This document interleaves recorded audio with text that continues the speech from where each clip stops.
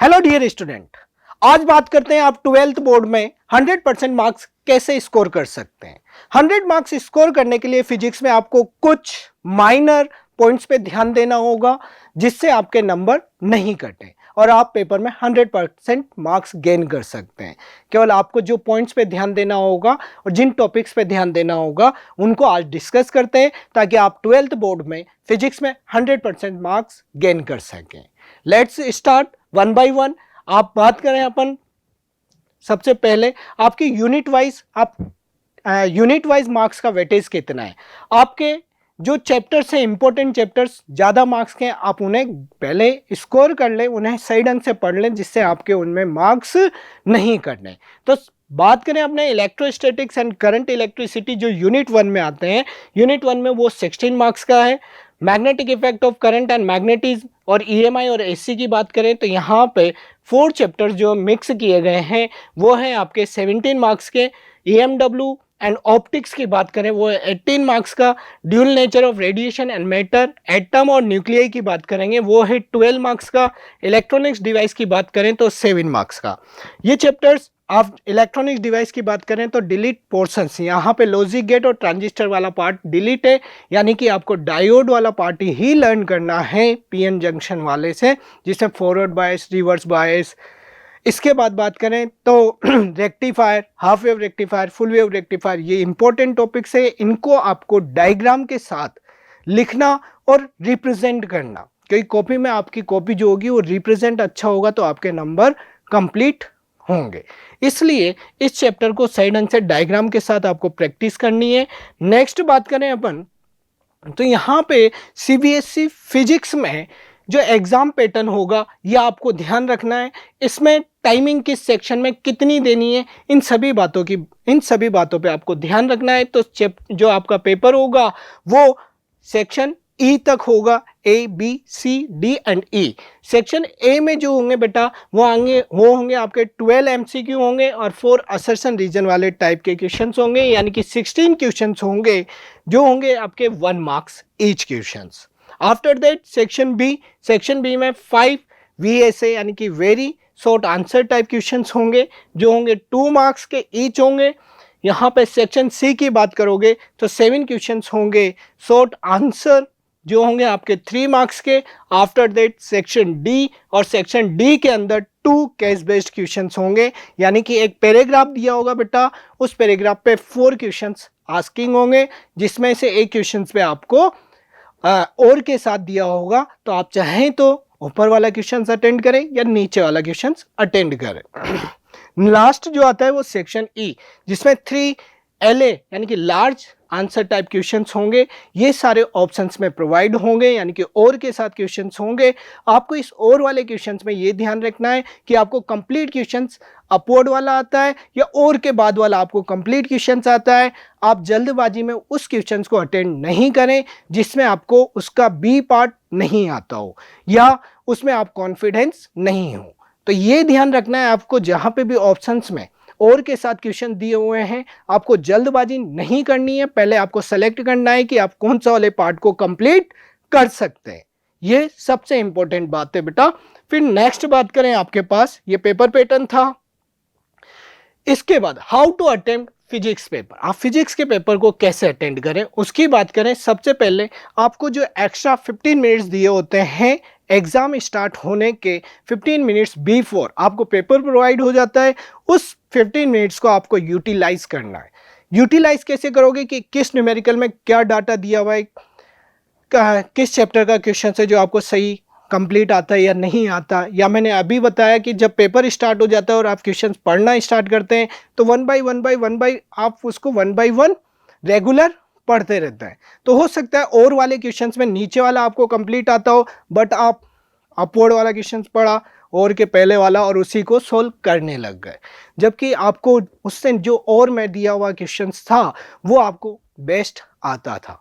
तो आप पहले इस 15 मिनट्स को सही ढंग से यूज लो, तो आप पहले ही डिसाइड कर ले कि आपको कौन कौन सा क्वेश्चन अटेंड करना है और में कौन सा क्वेश्चन अटेंड करना है और कौन सा नहीं करना है, right. After that use this reading time properly. जो रीडिंग टाइम है उसे आप प्रॉपरली यूज लें।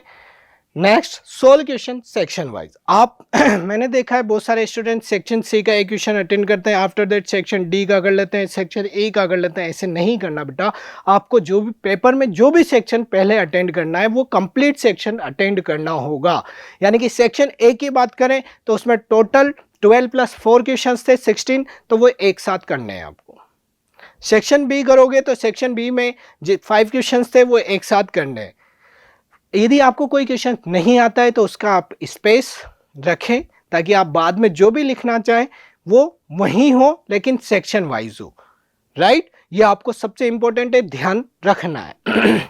आफ्टर दैट नेक्स्ट बात करें, make proper diagram where it is required. Physics में डायग्राम सबसे ज़्यादा इंपॉर्टेंट है, क्योंकि डेरिवेशंस की बात की जाए बेटा तो डेरिवेशंस में बिना डेरिवेशन डायग्राम के डेरिवेशन स्टार्ट नहीं हो सकता। तो आपको पहले डायग्राम बनाना होगा, after that you will start your derivations. जो भी उसमें पूछा गया है उसका डायग्राम बनाएं, फिर उसके बाद उसके डेरिवेशन के स्टेप लिखना स्टार्ट करें। बहुत सारे बच्चे जल्दबाजी में, क्योंकि उन्हें रटा हुआ रहता है, तो वो डायग्राम नहीं बनाते, डायरेक्ट लिख देते हैं कि magnetic field due to solenoid. पहले सोलेनॉइड का डायग्राम तो बनेगा बेटा। या वायर के थ्रू इलेक्ट्रिक फील्ड निकालना है तो डायरेक्ट वो लिखते हैं using Gauss theorem integration of E dot dA equals to Q by epsilon naught. जबकि उसका डायग्राम बनेगा पहले, उससे आप गॉसियन सरफेस लोगे, उसके बाद इलेक्ट्रिक फील्ड निकालना स्टार्ट करोगे। तो डायग्राम जहां पे बनाने की रिक्वायरमेंट है वहां डायग्राम जरूर बनाए। If you are using formula to solve the numericals, तो आपको यह भी ध्यान रखना है बेटा, जब न्यूमेरिकल अटेंड कर रहे हैं तो वहां कोई फॉर्मूला रिक्वायर्ड है तो आप फॉर्मूला लिखेंगे। न्यूमेरिकल को अटेंड करने का तरीका होता है बेटा, पहले आप गिवन लिखेंगे, उसमें कोई यूनिट कन्वर्ट करनी है तो यूनिट कन्वर्ट करोगे। आफ्टर दैट जो भी फॉर्मूला आपके यूज आया आप फॉर्मूला लिखेंगे, उस फॉर्मूला में जो वैल्यू दी हुई थी वो पुट करेंगे, सोल्व करेंगे स्टेप वाइज, और लास्ट में आंसर विद यूनिट्स लिखेंगे। ये सबसे इंपॉर्टेंट है न्यूमेरिकल में। अदरवाइज 3 मार्क्स का न्यूमेरिकल होगा और आपने डायरेक्ट सोल्व कर दिया without write your formula, then marks will be deducted. So formula लिखें और उसके बाद उसको सॉल्व करने की पूरी प्रैक्टिस करें। You need to write each and everything whatever are given in a questions before writing to answers. ये न्यूमेरिकल को अटेंड करने की ही एक ट्रिक है कि आप पहले गिवन लिखें और उसमें जो भी यूनिट कन्वर्ट करना है कन्वर्ट करें, फॉर्मूला लिखें, वैल्यू पुट करें, आफ्टर दैट सोल्व करें। नेक्स्ट बात करें, the best idea to prepare the exam. Exam को प्रिपेयर करना है आपको तो उसका सबसे इंपॉर्टेंट यही होता है बेटा कि आप पूरा सिलेबस पढ़ने के बाद मैक्सिमम मॉक टेस्ट जरूर लगाएं। जितने भी as soon as your capacity you will attempt the mock test papers, right. तो मॉक टेस्ट पेपर और सैंपल पेपर्स के जो भी जितने भी लगा सकते हैं आप वो जरूर लगाएं। उससे आपको अंदाजा होगा कि आपने जो स्टडी की है वो क्या पेपर्स को अटेंड करने में प्रॉपर है या नहीं है। कोई ऐसा क्वेश्चन तो रिमेनिंग नहीं है जिससे आप जिस चैप्टर को आप सही ढंग से उस क्वेश्चंस को अटेंड नहीं कर पा रहे हैं। यदि नहीं कर पा रहे हैं तो उस चैप्टर को अगेन रीड करें। आफ्टर दैट आप you will start the next second mock test paper. Next बात करें बेटा टाइम मैनेजमेंट। 3 आवर्स में आपको ये पहले से ही ध्यान होना चाहिए कि आपको सेक्शन ए में कितना टाइम देना है, सेक्शन बी में कितना टाइम देना है। ऐसा नहीं हो कि सेक्शन ए में एमसीक्यू क्वेश्चन है उसमें आप 1 आवर्स स्पेंड कर दें या 45 मिनट्स टू 1 आवर्स स्पेंड कर दें, क्योंकि वो 1 मार्क्स के क्वेश्चन हैं। आप वहाँ एक क्वेश्चन छोड़ भी देते हैं या टाइम कम होता है और आपसे एक क्वेश्चन छूट भी जाता है तो वहाँ 1 मार्क्स का लॉस होगा। लेकिन यदि उस ए सेक्शन में ज़्यादा टाइम देने से सेक्शन ई का एक क्वेश्चन भी आपका छूट जाता है तो वहाँ पे 5 मार्क्स का लॉस होगा। ये आपको ध्यान रखना है। छोटा क्वेश्चन से टाइम ज़्यादा लग रहा है तो उसे आप लास्ट के लिए छोड़ दें कि हम इसको बाद में सोल्व करेंगे, न्यूमेरिकल वैल्यू दी हुई है या कुछ ऐसा हो जाए कैलकुलेशन ज़्यादा टफ हो जाए तो उसे आप टाइम ज़्यादा लगाने की जगह उसे बाद के लिए छोड़ दें। ऐसा नहीं होना चाहिए बेटा कि सेक्शन ए में 1 मार्क्स के क्वेश्चन है, सेक्शन बी में 2 मार्क्स के क्वेश्चन है तो पता लगे इन 1 मार्क्स के एक क्वेश्चन में आपने 5 to 10 मिनट्स दे दिए, जबकि वहाँ 5 मार्क्स वाला क्वेश्चन 5 to 10 मिनट्स में अप्रोक्सीमेटली कंप्लीट हो जाता। तो यहाँ 1 मार्क्स आता और वहाँ पे 5 मार्क्स आते हैं आपके। तो ध्यान रखना है आपको, टाइम मैनेजमेंट होना जरूरी है। तो आपकी कैपेसिटी के अकॉर्डिंग अप्रोक्सीमेटली जो मैं टाइम लेकर आ रहा हूँ आपके लिए वो टाइम है एमसीक्यू क्वेश्चंस आपके 12 होंगे और एक क्वेश्चन में मैक्सिमम 2 मिनट्स आपको देने हैं। यानी कि आपके पास और 4 असेसन रीजन क्वेश्चन है, उनमें भी यानी कि 1 मार्क्स के क्वेश्चन में आप 1 क्वेश्चंस के लिए 2 मिनट्स डिसाइड करते हैं तो अप्रोक्सीमेटली 32 मिनट्स निकल के आते हैं, यानी कि 30 to 35 मिनट्स में आपका सेक्शन ए कंप्लीट हो जाना चाहिए। मैक्सिमम 35 मिनट्स या उससे बिफोर ही आपका सेक्शन ए कंप्लीट हो। आफ्टर दैट सेक्शन बी, जिसमें स्मॉल आंसर वाले वेरी शॉर्ट आंसर के क्वेश्चंस हैं, जो 5 क्वेश्चंस हैं, और 5 क्वेश्चंस में 4 मिनट्स मैक्सिमम में लेके, जो 5 भी ले सकते हैं क्योंकि अब मैंने टाइम रिक्वायर्ड आपके लिए बीच में लास्ट में 20 to 25 मिनट्स आपके पास पेंडिंग है अभी, यानी कि वो हो सकता है किसी सेक्शन में आपके पास टाइम यदि ज़्यादा लग जाता है तो लास्ट वाले पार्ट्स में आपके पास टाइम होना जरूरी है। तो इस टाइम मैनेजमेंट में बात करें तो VS है, यानी कि वेरी शॉर्ट आंसर में 4 मिनट्स ईच क्वेश्चन के लें तो 20 मिनट्स में आपका ये सेक्शन कंप्लीट हो जाना चाहिए, यानी कि अप्रोक्सीमेटली 55 मिनट्स टू 60 मिनट, यानी कि 1 आवर में आपका A और B पार्ट कंप्लीट हो जाए। After that short answer 7 question होंगे और 5 मिनट ईच क्वेश्चंस की बात करें तो वहां पे आपके 35 मिनट्स 7 into 5 35 मिनट्स निकल कर आते हैं, यानी कि 35 to 40 मिनट्स में आपका ये वाला पार्ट्स भी कंप्लीट हो जाना चाहिए। ठीक है बेटा। After that case based questions, उसमें आपको थोड़ा सा टाइम लगेगा फर्स्ट क्वेश्चंस में, क्योंकि वहां पे पैराग्राफ दिया होगा, पैराग्राफ लर्न करें, जल्दी से रीड करें। After that you will attend the questions. ठीक है, क्वेश्चन से तो ईच केस बेस्ड में अपन 10 मिनट्स लेकर चलें तो यहाँ पे 10 मिनट्स यानी कि 20 आपके टोटल मिनट्स होंगे जिसमें आप केस बेस्ड को कंप्लीट कर लें। फिर बात करें सेक्शन ई, जहाँ पे लार्ज क्वेश्चंस हैं, यानी कि 15 मिनट्स पर क्वेश्चंस की भी बात करें तब आपके पास 3 क्वेश्चंस हैं तो 45 मिनट्स होंगे। इन सबको यदि सम करते हैं तो अप्रोक्सीमेटली जो आपके पास टाइम होता है वो 150 to 160 मिनट्स में आपका पेपर कंप्लीट होता है, और 160 मिनट्स में आप कंप्लीट कर लेते हैं तो आपके पास 20 मिनट्स अभी भी रिमेनिंग होते हैं जिसमें आप अपने पेपर्स को अगेन जो क्वेश्चंस नहीं आया था, जो आपने टाइम लगने की वजह से छोड़ रखा था, उसे अटेंड कर सकते हैं। बट फर्स्ट टाइम में आपका जो टाइम ड्यूरेशन होना चाहिए वो इसके अकॉर्डिंग हो, ताकि यदि आपको कोई क्वेश्चंस अगेन जल्दबाजी में कोई क्वेश्चंस पढ़ते समय मिस्टेक हुई और डेरिवेशन वो क्या पूछना चाह रहा था और आपने क्या लिख दिया तो उसको आप अगेन कट करके लिख सकते हैं। तो अगेन आपके पेपर्स को चेक करने के लिए आपके पास 20 मिनट्स है, और क्वेश्चंस आपने कोई कैलकुलेशन लार्ज होने की वजह से छोड़ रखा है तो उसे भी सोल्व करने के लिए आपके पास टाइम रहे। इस तरीके से आप टाइम मैनेज करें, फिर भी आप अपने हिसाब से टाइम मैनेज कर लें। जिस सेक्शन में आपको टाइम, वैसे 1 मार्क्स वाले में यही टाइम होना चाहिए, इससे ज़्यादा नहीं दें। तो ये टाइम ड्यूरेशन से इसके अकॉर्डिंग अपना टाइम आप डिसाइड करके जाएं और उसी टाइम में आप पेपर्स कंप्लीट करें। नेक्स्ट बात करें how to write answer in answer copy. अब आंसर कॉपी में लिखते समय बेटा सबसे इंपॉर्टेंट ये हो जाता है कि आप लिखते कैसे हैं।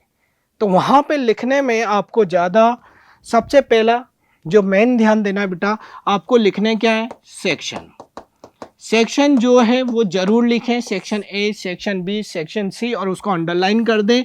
इससे क्या होता है बेटा, आप जब आंसर लिखते हैं, मान लो 16 के बाद 16 तक तो MCQ था, उसके बाद 2 मार्क्स के क्वेश्चन स्टार्ट होते हैं और 2 मार्क्स के क्वेश्चन से डायरेक्ट 3 मार्क्स के स्टार्ट हो जाते हैं। यदि आप सेक्शन नहीं लिखते हैं और फैकल्टी चेक करते समय बाई चांस ये हो गया कि उसने उसमें कंप्लीट मार्क्स दिए हुए हैं, जो भी 3 मार्क्स वाला क्वेश्चन आया था, बट उसके दिमाग में टेंडेंसी क्या चल रही है, 2 आउट ऑफ 2, 2 आउट ऑफ 2, और वो 3 मार्क्स का क्वेश्चन था तो वो 2 आपके मार्क्स कंप्लीट मिल सकते हैं उनके हिसाब से, बट वो 3 मार्क्स का था तो आपको 3 मार्क्स मिलने चाहिए थे।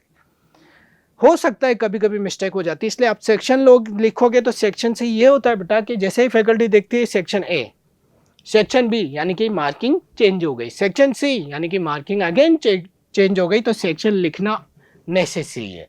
आफ्टर दैट आप यहाँ पे मार्जिन लाइन जरूर लें, और इस मार्जिन लाइन में आंसर नंबर 1 है तो ये कंप्लीट 1 लिखें, और एक छोटा सा मार्जिन और लेके रखें बेटा। ये कहाँ यूज आएगा, जैसे सेक्शन ए में तो यही होगा, और ये लिखने का ऑब्जेक्टिव आंसर है, मान लो आपका बी आया और बी में कोई भी यहाँ पे मैग्नेटिक फ्लक्स या कुछ भी आंसर है तो आपको ये कंप्लीट लिखना है। As it is, right. यानी कि ऑप्शन बी भी आपने लिखा है, उसके बाद उसका जो आंसर है वो भी आपने लिखा है। इस तरीके से आपके टोटल 16 क्वेश्चन होंगे। इसके बाद जैसे ही सेक्शन क्लियरली मेंशन हो, बी स्टार्ट हुआ। अब यहाँ पे क्या होता है बेटा, जैसे बी सी डी, यहाँ आंसर नंबर 15 आया, उसमें 2 क्वेश्चन पूछ सकता है, तो यहाँ पे ये फर्स्ट लिख दिया, ये 16 सेकंड लिख दिया। ये वाली मार्जिन आपके यहाँ यूज होगी। और लास्ट में भी आप मार्जिन रखें जिसमें आप रफ वर्क कर सकते हैं इस वाले में, ताकि पीछे बार बार टर्न नहीं करना हो। ये कम मार्जिन होना चाहिए। ये हो गया। अब आपको न्यूमेरिकल अटेंड करना है। मान लो ये तो ये लिखने का तरीका हुआ, इस तरीके से मार्जिन लें। इसके बाद बात करें आप न्यूमेरिकल को अटेंड करने का तरीका, तो मैंने अभी अभी बताया था बेटा, कोई क्वेश्चन आपका न्यूमेरिकल है तो उसमें क्या करोगे, सबसे पहले गिवन Q1 ही दिया है मान लो, तो चार्ज 2 माइक्रोकुलोम दिया होगा, तो आप इसे चेंज करेंगे 2 × 10⁻⁻6 कुलोम। ऐसे ही Q2 दिया होगा, जो भी दिया हो। R दिया होगा, मान ले 2 सेंटीमीटर दिया हुआ है, तो 2 × 10⁻²⁰ मीटर हो गया। फिर 4 से निकालना है तो फॉर्मूला लिखोगे K Q1 इसमें वैल्यू पुट करोगे, सोल्व करोगे, और आंसर जो लिखोगे वो यूनिट सहित लिखोगे। ठीक है। डायग्राम बनाना है तो प्रॉपर डायग्राम बनाना है। उसके बाद उससे रिलेटेड, डायग्राम से रिलेटेड 1 या 2 लाइन में थ्योरी लिखनी होगी, फिर आप डेरिवेशन स्टार्ट करेंगे। ठीक है बेटा, ये जरूर ध्यान रखें, सेक्शन लिखना है, क्वेश्चंस लिखते समय मार्जिन लाइन होनी जरूरी है। बहुत सी बार आप बिल्कुल नंबर लिखते हैं तो यहाँ कॉर्नर में लिख देते हैं 1 2, पता लगता है कॉपी के अंदर ही हिडन हो रहा है। कॉपी ऐसे खोल खोल के वहाँ देखे, मान लो कोई एक भी क्वेश्चन आपका यदि मिसमैच हो जाता है चेक होने से, तो आपको मार्क्स का लॉस होगा। तो इन चीज़ों का ध्यान रखना है। नेक्स्ट बात करें तो नेक्स्ट जो होगा बेटा वो होगा कि आप किस तरीके से अपने मार्क्स को इम्प्रूव कर सकते हैं। यानी कि क्या एनसीईआरटी पढ़ना ही इनफ है या उसके अलावा भी आप क्वेश्चंस करना होगा। तो फर्स्ट बात करें, first you need to solve NCERT. NCERT के टॉपिक्स को पढ़ते समय, मतलब एनसीईआरटी में जो है डेरिवेशन शॉर्ट में दिए हुए हैं, आपको जहाँ से भी आप स्टडी कर रहे हैं उन डेरिवेशंस को कंप्लीट पढ़ें। सीट एनसीईआरटी के क्वेश्चन जो है वो लिमिटेड क्वेश्चन है अपने पास फिजिक्स में, तो उसके साथ साथ आपको पीवाईपी क्वेश्चंस भी करने जरूरी हैं। ठीक है। तो need to solve NCERT questions, पहले तो एनसीईआरटी की एक्सरसाइज वगैरह को कंप्लीट करें, उसके टॉपिक्स को कंप्लीट लर्न करें। After that you will solve the PYP questions, right. Second point ये, after that you should solve most important questions from previous year papers. Previous year papers के questions को solve करें। Kindly solve case study, और case study इस साल आया है तो केस स्टडी को सोल्व करने का तरीका क्या होता है, किस टाइप से उसके क्वेश्चंस आस्किंग हो सकते हैं, तो उन क्वेश्चंस की प्रैक्टिस आप जरूर कर लें। असर्शन रीजन टाइप में आपको बहुत सी बार ये होता है कि ऑप्शन से ए राइट है, बी राइट है, हो पता लगता है कि ए और बी का करेक्ट एक्सप्लेनेशन है या नहीं है। तो ये 2 टाइप्स के क्वेश्चंस आपको पहले से पढ़ने होंगे। हर चैप्टर्स के मिनिमम आप 10 to 12 क्वेश्चंस जरूर पढ़ें। 5 केस बेस्ड, एक चैप्टर के 5 केस बेस्ड जरूर करें। वैसे केस बेस्ड के इंपॉर्टेंट की बात करें तो इलेक्ट्रोस्टैटिक्स के और मैग्नेटिज्म, और उधर रे ऑप्टिक्स, वे ऑप्टिक्स और सेमीकंडक्टर, इनके तो जरूर करके जाए बेटा, क्योंकि हो सकता है वहाँ से केस बेस्ड आस्किंग हो, आपके पेपर में पूछा जा सकता है। आफ्टर दैट नेक्स्ट बात करें तो आपको ये भी ध्यान रखना होगा कि आपका जो टाइमिंग है वो कंप्लीट हो रहा है, पेपर कंप्लीट हो रहे हैं, और आपकी जो मॉक टेस्ट आप अटेंड कर रहे हैं उन मॉक टेस्ट में जो मिस्टेक्स हो रही है उन्हें आप रेगुलर चेक करें कि कहाँ मिस्टेक्स हो रही है, और उन मिस्टेक्स को आप जो मिस्टेक्स हो रही है उसको अगले पेपर में वो मिस्टेक ना हो, इस बातों का ध्यान रखें। फिर भी आपको किसी तरह की कोई डाउट्स हैं तो आप कांटेक्ट कर सकते हैं। Best wishes for your board exam.